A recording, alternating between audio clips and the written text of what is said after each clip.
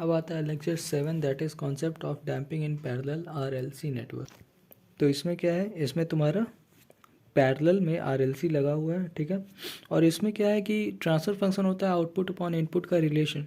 तो इसमें वोल्टेज तो निकाल नहीं सकते क्योंकि वोल्टेज सेम होता है पैरेलल में। तो इसमें हम लोग क्या करते हैं, करंट का एक्सप्रेशन निकाल देते हैं, that is output current divided by input current, ठीक है। इनपुट मतलब सोर्स करंट, ठीक है। तो यहाँ पे करंट डिवाइडर रूल लगेगा, ठीक है। करंट डिवाइडर रूल में क्या होता है कि अपोजिट इम्पीडेंस लेते हैं और डिवाइडेड बाय टोटल, ठीक है। तो करंट डिवाइडर रूल से अगर तुम निकालोगे कैपेसिटर करंट का, तो वो क्या होगा, input current is equal to capacitor current. तो इसको इधर लेते आओगे तो basically transfer function is equal to तुम्हारा impedance of this divided by total impedance, ठीक है। तो उसको अगर तुम सॉल्व करोगे तो फाइनल जो ट्रांसफर फंक्शन का इक्वेशन आएगा वो तुम्हारा ये आएगा, ठीक है। तो ये अगर देखोगे तो काइंड ऑफ उसी के जैसा है जैसा तुम्हारा सीरीज में आया था, ठीक है।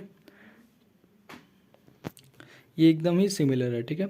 तो इसका अगर तुम फ़िल्टर चेक करोगे तो क्या करना है, लो फ्रीक्वेंसी एक बार अप्लाई करेंगे, एक बार हाई फ्रीक्वेंसी। तो लो फ्रीक्वेंसी को ये स्टॉप कर दे रहा है, हाई फ्रीक्वेंसी में 1 आ रहा है मतलब पास। तो ये high pass filter second order का बना, ठीक है।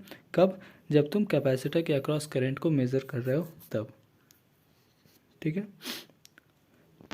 अगेन तुम्हारा इसका डिनोमिनेटर कैरेक्टरिस्टिक इक्वेशन होगा। कैरेक्टरिस्टिक इक्वेशन को हम लोग ऐसे रिप्रेजेंट करते हैं जहाँ पे जीटा और ओमेगा एन ये होता है, ये भी तुम्हारा सेम है, बस ये अलग है। जीटा यहाँ पे डिफरेंट होगा शायद, हाँ देखो ये तुम्हारा सेम है और ये डिफरेंट है, ये डिफरेंट है तो क्वालिटी फैक्टर भी डिफरेंट हो जाएगा, ठीक है।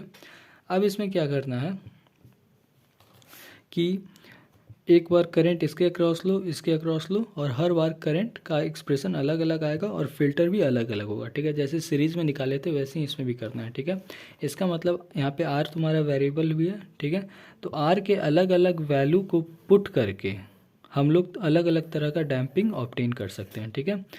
इस टेबल का पर्पज़ क्या है कि मान लो तुम्हें एक अंडर डैम्प्ड सिस्टम चाहिए, तो अंडर डैम्प्ड के लिए तुम आर का वैल्यू इस दोनों एक्सप्रेशन के बीच में रखोगे तो तुम्हें अंडर डैम्पिंग मिलेगा।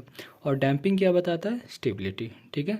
तो अगर तुमको कोई एक स्पेसिफिक स्टेबिलिटी टारगेट कर रहे हो तो उसके अकॉर्डिंग तुम आर का वैल्यू सेट कर सकते हो।